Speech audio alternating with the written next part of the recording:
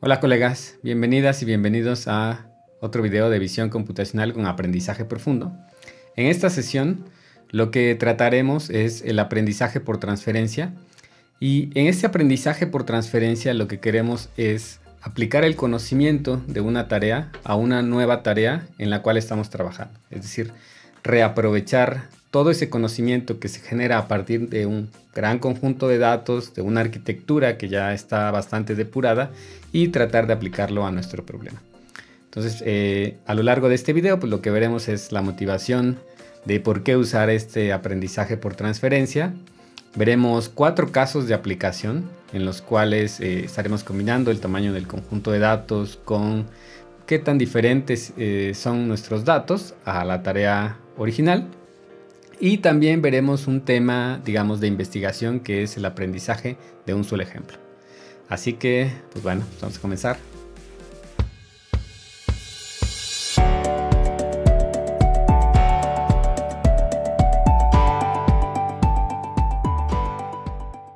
Lo primero que vamos a platicar es pues los motivos y las razones por las cuales ha tenido gran éxito estas técnicas de aprendizaje profundo y pues han logrado, como en el ejemplo que veíamos, que estos vehículos se puedan manejar de forma autónoma en las calles. Uno de esos primeros motivos es la cantidad de datos que tenemos disponibles actualmente. Entonces, si nosotros vemos esta gráfica, donde estamos mostrando, conforme va pasando el tiempo, la cantidad o el tamaño de los conjuntos de datos que tenemos disponible, pues podemos ver que conforme va avanzando ese tiempo, o vamos avanzando en el tiempo, estos datos son cada día más. Aquí, por ejemplo, podemos ver que una base de datos que es bastante común para hacer ciertas inferencias, sobre todo hacer, digamos, probar nuestros algoritmos, está en este conjunto que se llama Iris. Entonces, Iris contiene un conjunto de atributos que describen, pues, plantas, flores, etc. Y podemos ver que la cantidad de datos que está en esta base de datos pues es alrededor de 10 a la 2, ¿no? Estamos hablando de cientos de ejemplos por ahí en esta base de datos, pues que está ahí publicada en 1940, etc. Después, conforme va pasando el tiempo, podemos ver que la cantidad de datos aumenta. Y uno de esos ejemplos que tenemos actualmente pues es esta base de datos ImageNet. ImageNet en un principio pues comenzó, ahí podemos ver con 10 a la 4 ejemplos, que tendríamos decenas de miles de ejemplos en un principio. Y que actualmente esta base de datos pues ya tiene muchísimos más ejemplos. Esta es una base de datos por ahí del inicio de los 2000. Y pues estos reportes que tienen aquí hasta el 2015 con esta base de datos pues que podemos ver Sports 1M, esta base de datos YMT, donde ya incorporamos información, pues también información de video, etcétera. La cantidad de datos disponibles ya es significativa, ¿no? Y estamos hablando ya de miles de millones de ejemplos. Entonces, este ha sido uno de los éxitos, la cantidad de datos que tenemos disponibles actualmente. Vamos a ver como ejemplo ImageNet, cuántos datos tiene disponibles actualmente. Y si vamos a la página, lo que podemos ver es que ImageNet actualmente tiene 14 millones de ejemplos de imágenes y todas estas imágenes están etiquetadas. Entonces, son un chorro de ejemplos si nos planteamos el problema de hacer la detección, ¿no? Ya tenemos ahí información, digamos, basta sobre este problema. Otra de las razones del éxito del aprendizaje profundo, pues es la capacidad que tienen las GPUs para procesar información y para poder realizar estos cálculos de forma paralela. Entonces, digamos que las últimas GPUs pues han acelerado este crecimiento y nos han permitido hacer el entrenamiento de estas redes. Entonces la GPU ha avanzado en realizar estas operaciones paralelas a través de la incorporación de muchos núcleos o cores. Pero pues ¿cuál es uno de los problemas que tenemos ya cuando nosotros estamos trabajando en los casos particulares que queremos resolver. Pues en realidad, la cantidad de datos que tenemos disponibles para nuestro problema y el cómputo que tenemos disponible pues es menor a lo que tenemos en esos grandes conjuntos de datos. ¿A qué me refiero? Me refiero a que si, por ejemplo, estamos haciendo una aplicación de pues, agricultura de precisión o estamos haciendo una aplicación en medicina, pues probablemente no tengamos tantos datos como los tiene ImageNet. Y tampoco vamos a tener la capacidad de cómputo que puede tener Google o que pueden tener estas grandes compañías que hacen desarrollos utilizando todos estos datos, ¿no? Entonces, por más que de repente tengamos nuestros datos ya listos, no vamos a tener toda la información disponible. Entonces, esa es una gran limitación. Sin embargo, pues lo que sí podemos hacer, y uno de los éxitos que tenemos en estas técnicas de aprendizaje es la transferencia de ese conocimiento adquirido, ¿ok? Y a esa transferencia pues se le conoce como aprendizaje por transferencia. Aquí estoy mostrando en la imagen la película de Matrix, ¿no? Que sería como el caso extremo de esta transferencia, en donde a Neo lo conectan y le transfieren el conocimiento para que pueda aprender Kung Fu, ¿no? Entonces, mediante una conexión, Neo aprende Kung Fu y aprende otras técnicas también. Entonces, pues esta sería como la idea del aprendizaje por transferencia, en donde lo que hemos aprendido en un contexto nos sirve para resolver otros problemas. Bueno, pero ¿cómo se traduce ya esto a las redes neuronales que estamos trabajando? Pues vamos a ver. Resulta que estas redes neuronales, conforme son entrenadas para resolver un problema, van extrayendo características. Es decir, para una entrada que nosotros le coloquemos aquí, podríamos aquí tener nuestra imagen, pues de cierta cosa. Al entrar esta imagen a las primeras capas que tenemos en la red, lo que van a hacer estas capas es extraer características. Van a extraerse características de bajo nivel. En caso de imágenes podrían ser bordes, esquinas, etc. Tenemos estas características de bajo nivel aquí. Y estas mismas características nos pueden servir para poder hacer una clasificación de diferentes cosas. Por ejemplo, estos bordes, estas esquinas nos pueden servir, por ejemplo, para clasificar un perro. Podríamos extraer cuál es la probabilidad aquí de que tengamos un perro. O estas mismas características, tal vez en dependencia de cómo estén configuradas o cuáles son las que se están encontrando, pues también podríamos encontrar otra cosa como un gato. Podríamos aquí tal vez extraer a partir de estas mismas características básicas que tenemos acá abajo, por ejemplo, un automóvil, o podríamos extraer tal vez el rostro de una persona.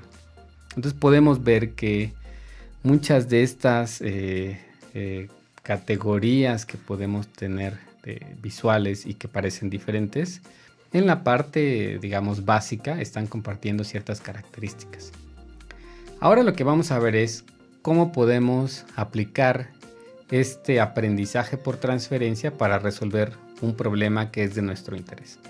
Y para eso pues vamos a suponer que ya se resolvió una tarea por ejemplo, con un conjunto de datos grande, se extrayeron características y lo que queremos ahora es utilizar ese conocimiento para resolver nuestro problema. Existen varios casos que se pueden dar y en los cuales podemos aplicar este aprendizaje por transferencia. Para definir estos casos, pues tenemos dos variables.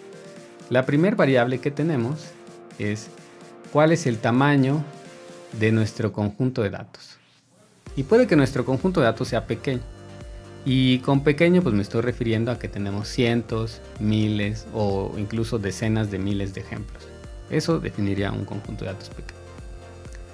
Un conjunto de datos grande pues se referiría a que tenemos cientos de miles o tenemos millones de ejemplos, o podría darse el caso que tenemos miles de millones de ejemplos.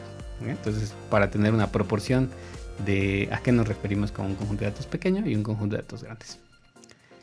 La otra variable es qué tanto se parece el problema original que ya se resolvió con respecto del problema que queremos resolver. Y pues el primer caso es que ambos problemas son similares. Aquí en este ejemplo, pues a lo mejor la tarea se trataba de reconocer lobos y ahora queremos reconocer perros, ¿no? O al revés. Entonces, aquí pues podemos suponer que estos problemas son similares y por tanto pues vamos a aplicar nuestro aprendizaje. El otro caso que se puede dar es que el problema original es diferente del problema que nosotros queremos resolver. Aquí en este ejemplo pues tal vez entrenamos nuestro conjunto de datos o entrenamos nuestro modelo con un conjunto de datos que se trataba de animales y lobos, ¿no? Que entrenamos nuestra red para que reconociera lobos. Pero ahora la queremos aplicar para reconocer, por ejemplo, partes del cuerpo en imágenes médicas. Entonces, el problema ya es diferente porque estamos queriendo reconocer entidades que tienen un sentido diferente, ¿no? Que son diferentes en sí. Entonces, a partir de la combinación de estas dos variables, lo que vamos a tener son 4 casos. Algo que se llama fine tuning o como ajuste fino. Podríamos tener un reentrenamiento, podríamos tener un cambio en la parte final de la red convolucional o podríamos tener un cambio en la parte inicial de la red convolucional. Así que pues vamos a ver cada uno de esos casos y cómo aplicamos el aprendizaje por transferencia en cada uno de esos casos. Bueno, y primero vamos a partir de que tenemos una red o un modelo que ya fue entrenado en la tarea base. Y con eso pues estamos especificando que en este ejemplo tenemos una red convolucional que ya fue entrenada en la tarea base. Es decir, algo común que pasa es tenemos una red como BGG, tenemos una red como ResNet, o etcétera, y estas redes fueron entrenadas en una tarea base, por ejemplo el reconocimiento de clases en ImageNet, en este conjunto de datos que es bastante grande. Entonces ya tenemos esa red que está previamente entrenada y de esa red lo que conocemos son tanto su arquitectura como cada uno de los parámetros ya entrenados. Entonces sabríamos que tenemos cada uno de los pesos o los valores de los pesos en esa red. Y bueno, esa red estaría compuesta primero por una parte de extracción de características, aquí extrayendo características simples y más complicadas, y luego tendríamos una parte de clasificación en donde tenemos una red completamente conectada, la cual hace la predicción. Entonces partimos de que ya tenemos esa red previamente entrenada. El primer caso que vamos a tratar es cuando tenemos un conjunto de datos pequeño y tenemos una tarea similar. Es decir, pues vamos a tal vez por ejemplo reconocer manzanas, ¿no? Vamos a reconocer manzanas en un conjunto de datos que tenemos nosotros. Bueno. Y tal vez tenemos algunos ejemplos, ¿no? Tenemos 1000 ejemplos, tenemos 5000 ejemplos de la tarea objetivo y que es la que queremos resolver. Bueno,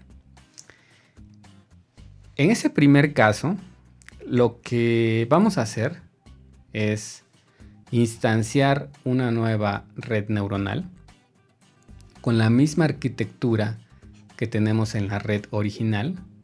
Sin embargo, a esta arquitectura que estamos generando le vamos a eliminar la capa final. Esto porque pues en la tarea original tal vez las salidas aquí son igual al número de clases y aquí pues a lo mejor tenemos muchas salidas, ¿no? En el caso de ImageNet pues podemos tener 1000 clases que estamos ahí determinando.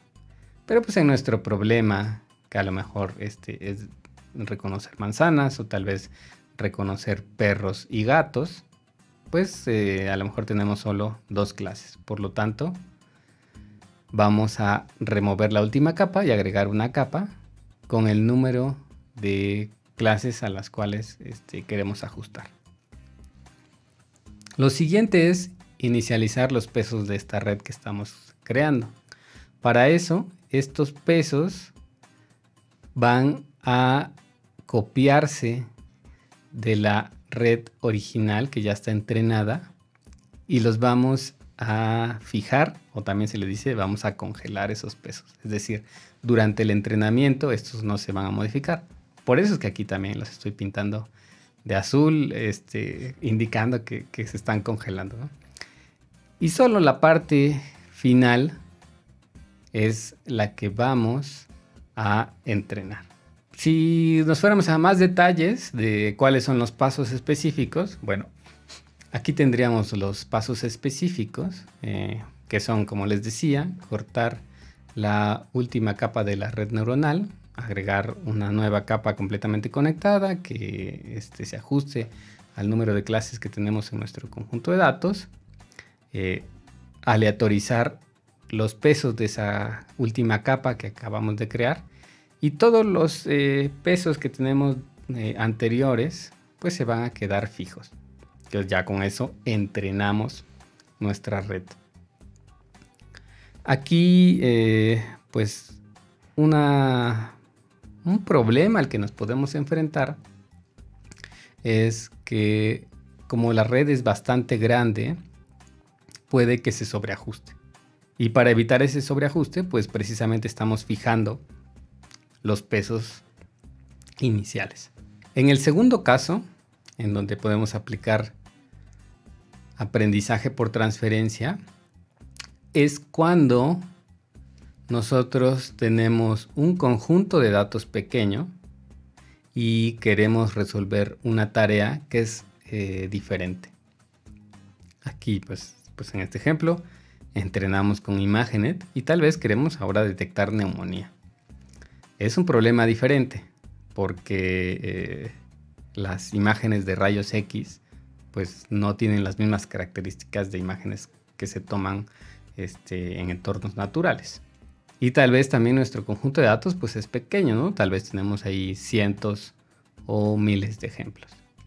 Entonces, en este caso, la recomendación es, a partir de la arquitectura original que ya tenemos entrenada, eliminar toda la capa que es completamente conectada y también eliminar algunas de las capas que extraen características de alto nivel, ¿no? Entonces, digamos que las últimas capas convolucionales, pues la recomendación es eliminarlas.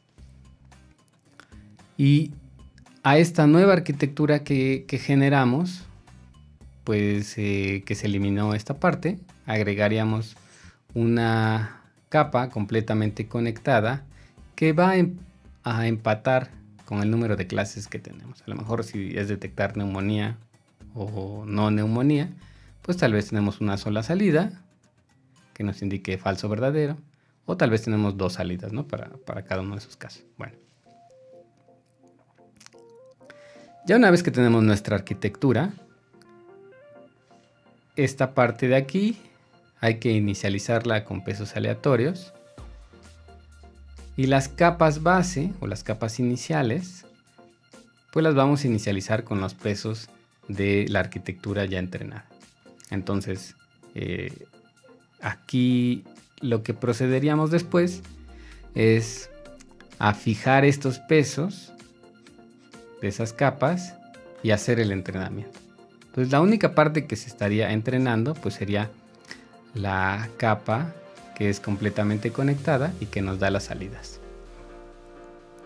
Esto lo hacemos porque como el problema es relativamente diferente o es diferente, estas capas de alto nivel y que extraen características abstractas van a estar especializadas al problema que nosotros estamos tratando.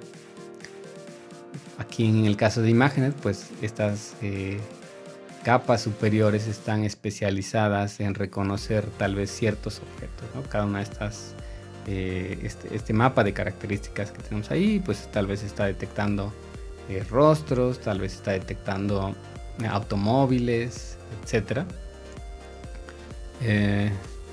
Pero pues estas características no las vamos a encontrar en el caso de las imágenes médicas. Por lo tanto, pues no nos serviría tanto. Y la otra preocupación sería que pues tampoco tenemos tantos datos. Por lo tanto, no podríamos entrenar tan fácilmente estas capas de alto nivel. Por lo tanto, pues bueno, para que no se sobreajuste nuestra red a el pequeño conjunto de datos que tenemos, pues esta es la recomendación, digamos, de utilizar sí la extracción de características base y luego tratar de hacer una clasificación con esas características que se están obteniendo.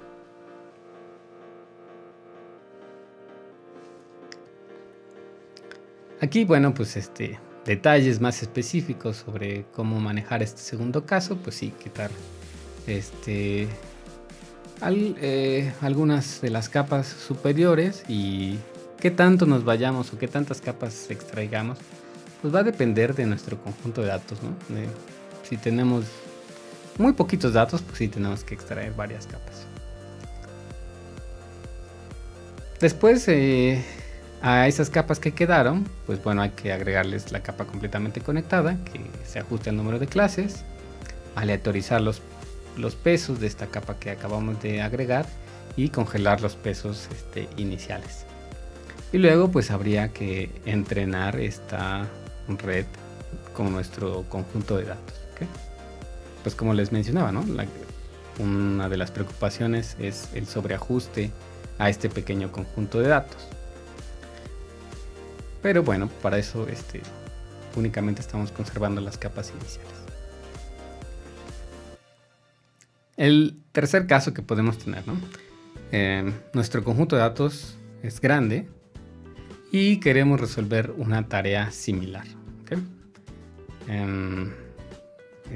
Casi sería como si tuviéramos una base de datos igual como la de Imagenet, ¿no? Tal vez cientos de miles o millones de ejemplos, y queremos resolver también problemas similares, ¿no? A lo mejor queremos detectar personas, detectar automóviles, etcétera, pero a lo mejor ya en un contexto, digamos, de México, ¿no? Por poner un ejemplo, ¿no?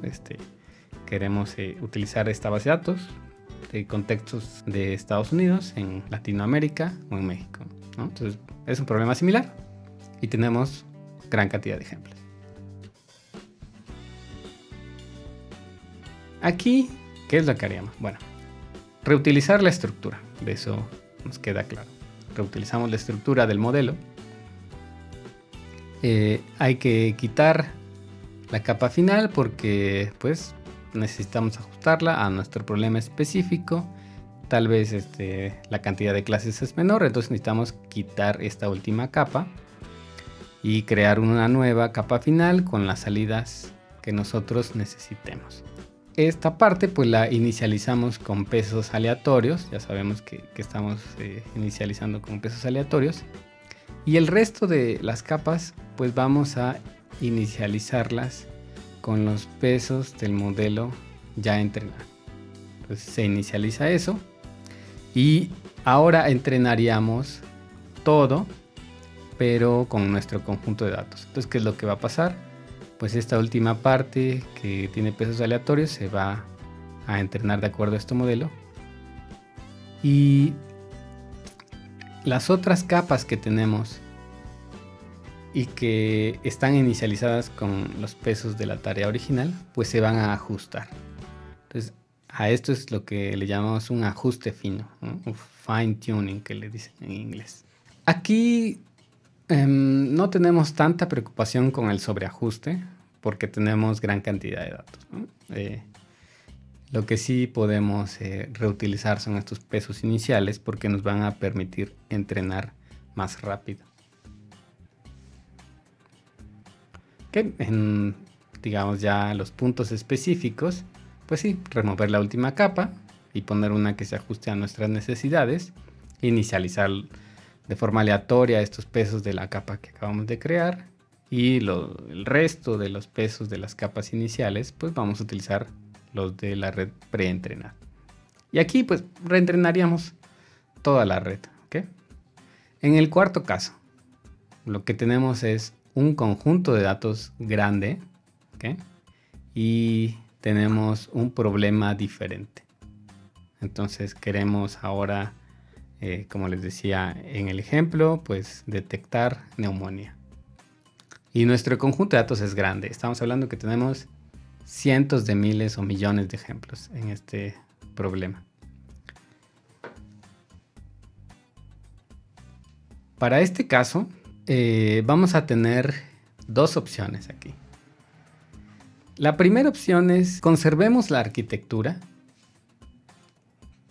Conservemos la arquitectura porque, bueno, es una arquitectura de red que ya fue probada, es decir, como BGG, ResNet, etc. Utilicemos una arquitectura que ya está probada, pero ya no utilicemos los pesos iniciales de este modelo entrenado. Entonces, en este caso, pues, tal vez ya no nos conviene tanto el transferir esos pesos que ya tenemos entrenados, porque pues de cierta forma ya están especializados al problema que tenemos o al problema de la tarea base. Y pues por nuestro lado podemos hacer el entrenamiento completo a nuestro conjunto de datos, porque ya tenemos gran cantidad de datos, es un problema diferente. Entonces, bueno, tal parece que lo que mejor conviene es empezar desde cero para entrenar este modelo de acuerdo a las especificaciones que tenemos. Otra opción es, bueno, sí, reutilicemos los pesos, es decir, agarremos estos pesos iniciales de esa tarea base, pero reentrenemos todo el modelo para que se ajuste a nuestro problema. ¿Okay? Bueno, tenemos aquí esas dos opciones y esto pues se debe a que tenemos una cantidad de datos considerable. Aquí en los detalles, pues, como les decía, pues quitar la última capa y ajustarla de acuerdo a nuestras necesidades. Y podemos reentrenar toda la red, pues desde pesos iniciales. A esto se le llama como train from scratch, como entrenar desde cero. Porque pues es un problema diferente. También podríamos hacer la inicialización de los pesos con el modelo preentrenado y utilizarlos. Y pues bueno, como les decía, el sobreajuste pues puede que no sea tanta la preocupación porque tenemos gran cantidad de datos. Como el problema es diferente, pues habrá que medir cuáles son los resultados de aplicar esta transferencia del conocimiento, ¿no? Puede que haga que aprenda más rápido la red, pero a lo mejor el desempeño va a ser mejor si lo inicializamos o lo entrenamos todo desde cero. Bueno, pues ya, después de esto, podemos ya darnos cuenta que el aprendizaje por transferencia es básicamente utilizar las fortalezas que tenemos en estos modelos que ya fueron entrenados con grandes conjuntos de datos y que lo podemos, estas fortalezas, aplicarlas a nuestro problema, ¿no? Entonces, bueno, pues aquí está el meme del día, ¿no? Ok. Otro problema interesante y que es más un problema de investigación es de one-shot learning. Y aquí en pues, podríamos llamarle aprendizaje de un solo ejemplo. Lo que tenemos es un modelo ya entrenado y le vamos a dar un ejemplo de la tarea objetivo. Y con ese solo ejemplo de la tarea objetivo queremos que resuelva las demás inferencias. Por poner un ejemplo, aquí supongamos que tenemos un modelo que es capaz de reconocer gatos y reconocer perros, pero a partir de descripciones que encuentra en textos. Es decir, le dimos a nuestro modelo muchos textos que definían lo que es un perro, ¿no? Y entonces el modelo aprendió pues que un perro tiene 4 patas, que tiene las orejas de cierto tipo, que tiene el hocico de cierto tipo, etcétera, ¿no? Los tamaños tal vez que pueden encontrarse estos perros. Y también se le dieron ejemplos pues que definían a los gatos, ¿no? Tienen estas características, orejas puntiagudas, bigotes. Y a partir del texto se generó un concepto de lo que definía un gato. Y después lo que le vamos a dar es una imagen a ese modelo de un perro. Entonces le decimos, esta es una imagen de un perro. En las inferencias sucesivas, lo que debería hacer nuestro modelo es, para cada imagen que le demos, va a ser capaz de decir, ah, este es un gato, ah, este es un perro, ah, este es un gato, este es un perro. Pero ya sin que le estemos dando ejemplos de gatos y perros. Entonces, si lo quisiéramos formalizar, pues diríamos que en este nuevo modelo, pues necesitamos encontrar la probabilidad de que sea la clase Y, dado que le estamos dando el ejemplo X, y una tarea previa o un aprendizaje previo que describe pues todo este conocimiento que aquí está en T. Este T lo podemos modelar mediante una variable aleatoria. Aquí está pues un ejemplo que podríamos utilizar para describir este problema que tenemos del aprendizaje de un solo ejemplo. Y entonces lo que tendríamos es pues un ejemplo en un contexto, llamémosle X. Y entonces resulta que bueno, esa entrada X, que es texto, pues aprendió que a partir de ese texto se puede formar el concepto de lo que era un perro, ¿no? Y entonces tenemos una función pues que nos indica qué estructura tiene esa entrada o qué conceptos podemos formarnos a partir de esos ejemplos, ¿no? Es decir, qué es lo que compone un perro, qué características tiene, qué conexiones hay, cómo está pues esa, digamos, organización de conceptos. Y por otro lado, pues podemos tener las imágenes, en donde pues nuestras imágenes están definiendo pues ese mismo perro, pero de una forma diferente. Entonces, lo que necesitamos encontrar pues es este mapeo entre estructuras que tenemos en esos conceptos, es decir, los conceptos que están formados en las imágenes deberían empatarse también con los conceptos que se forman a partir de los ejemplos en el texto, ¿okay? Y bueno, si somos capaces de encontrar estas estructuras entre los conceptos, pues probablemente podamos trasladar el conocimiento que obtuvimos al analizar el texto ahora a las imágenes. Pero bueno, este es un problema de investigación que se puede seguir resolviendo y que hay mucho trabajo en ello y que está relacionado con la transferencia de conocimiento, ¿no? ¿Por qué queremos resolver esto? Porque pues como muchas veces pasa, no tenemos datos disponibles en la tarea que queremos resolver. Bueno, pues esto es todo lo que teníamos pensado y pues bueno, espero que lo puedan aplicar ahora para resolver esos problemas. Bueno, pues nos vemos.